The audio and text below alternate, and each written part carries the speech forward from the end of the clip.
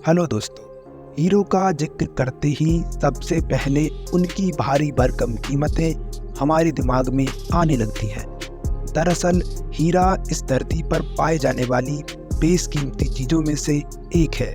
इसके साथ ही हम सोचते हैं कि दुनिया के सबसे कीमती हीरे की क्या कीमत होगी, लेकिन कैसा लगेगा जब आपको पता चलेगा कि दुनिया के सबसे कीमती हीरे की कोई आधिकारिक कीमत नहीं है, क्योंकि इसे कभी खरीदा या बेचा नहीं गया।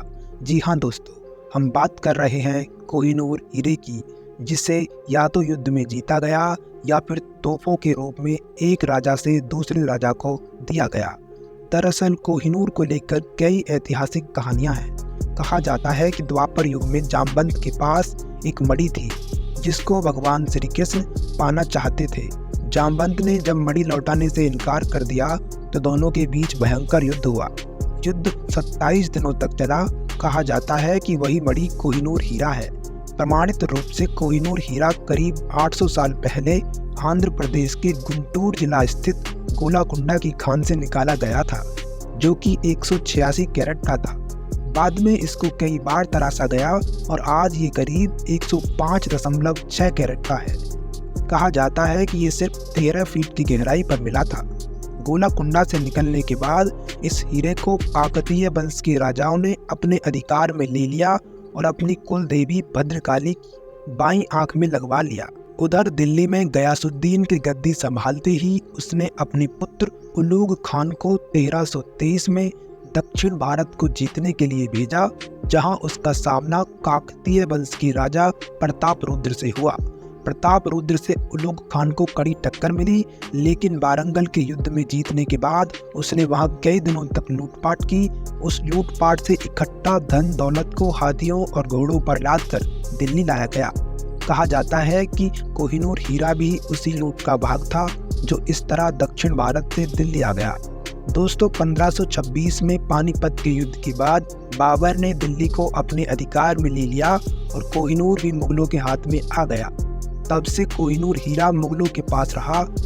मध्यकाल के अंत में ईरानी आक्रमणकारी नादिर शाह ने 1738 में मुगलों पर आक्रमण कर उन्हें हराया और 13वें मुगल बादशाह अहमद शाह से हीरे को छीनकर ईरान ले गया।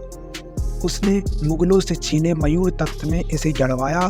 कहा जाता है इस बेशकीमती हीरे को कोहिनूर नाम नादिर शाह ने ही दिया था। दोस्तों, कोहिनूर शब्द का अर्थ रोशनी का पहाड़ होता है। नादिर शाह की हत्या के बाद उसके पोते शाहरुख मिर्जा को कोहिनूर हीरा विरासत में मिला, जिसने अफगान शासक अहमद शाह दुर्रानी की मदद से खुश होकर उसे तोहफे में कोहिनूर हीरा सौंप दिया। दुर्रानी का पोता शुजा शाह जब पेशावर आया तो सिख शासक महाराजा रणजीत सिंह ने 1813 में इस हीरे को शुजा शाह से एक संधि के द्वारा 1,25,000 रुपये देकर ले लिया। 1849 में हुए सिखों और अंग्रेजों के दूसरे युद्ध में सिखों का राज खत्म हो गया और महाराजा की बाकी संपत्ति के साथ कोहिनूर भी महारानी विक्टोरिया को सौंप दिया गया। आपको बता दें कि डच परम कोस्टर ने 38 दिनों तक इसे तराशा और फिर रानी के ताज में इस कोहिनूर हीरे को जड़ दिया गया। वैसे तो इसकी कीमत का अंदाज़ा लगाना मुश्किल है, लेकिन फिर भी इसकी कीमत का आकलन करीब $1 अरब लगाया जाता है। दोस्तों, भारतीय रुपयों में लगभग 8,000 करोड़ रुपये, जो दुनिया के किसी भी हीरे की कीमत से कहीं ज़्यादा है। 1947 में देश के आज़ाद होने के बाद से ही भारत इस दुर्लभ हीरे पर अपना दावा करता आया है। साथ ही पाकिस्तान, अफगानिस्तान और तालिबान भी इस हीरे पर अपना दावा करते रहे हैं। साल 2000 में भारत ने इसे वापस लाने की कोशिश की, जिस पर ब्रिटेन ने कहा कि इस हीरे पर कई देश अपना दावा करते हैं। ऐसे में ये तय कर पाना मुश्किल है कि इसे किसे दिया जाए, लिहाजा इसे ब्रिटेन में महारानी एलिजाबेथ द्वितीय के ताज में ही जड़ा रहने दिया जाए।